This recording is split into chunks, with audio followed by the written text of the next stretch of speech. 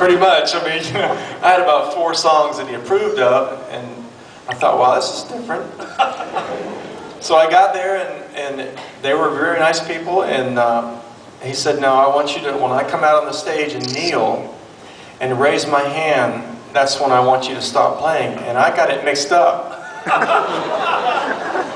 So I was playing, you know, while he was praying after I led worship. He didn't introduce me, nobody knew who I was, but that didn't matter, and I sang all my appropriate songs, the ones he picked. And then he raised his hand and I kept playing, and he would go like this. And I felt like such an idiot because I messed up, you know.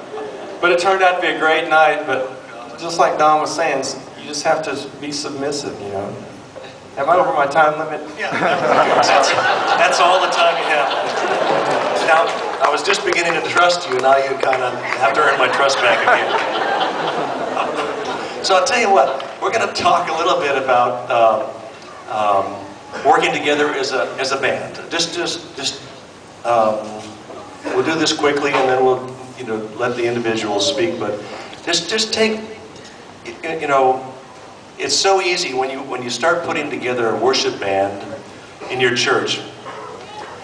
Everybody just wants to have an opportunity to play everything they have ever learned. It's like, fantastic! I'm in a band at the church, and I've learned all these, you know, all these hot guitar licks, and you know, I've got the largest set of drums I can find, and it just becomes an opportunity to overplay.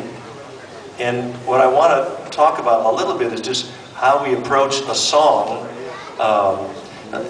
and what's sometimes it's the less you do, the better it is.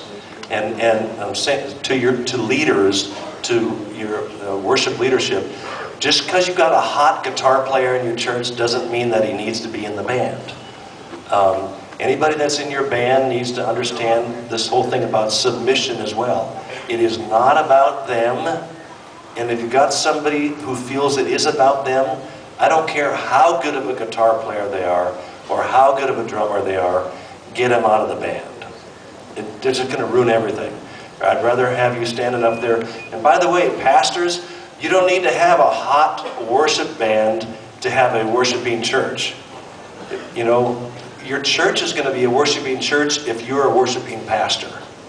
And that doesn't mean you have to be the greatest singer in the world, but it's interesting, as I've seen churches, the churches that are really worshiping churches have a worshiping pastor. Pastor has a worshiping heart. And when the pastor says, we need a music director, we need a worship leader, I said, well, why don't you lead worship until you find the right one? He goes, I can't sing. I said, I didn't say anything about singing.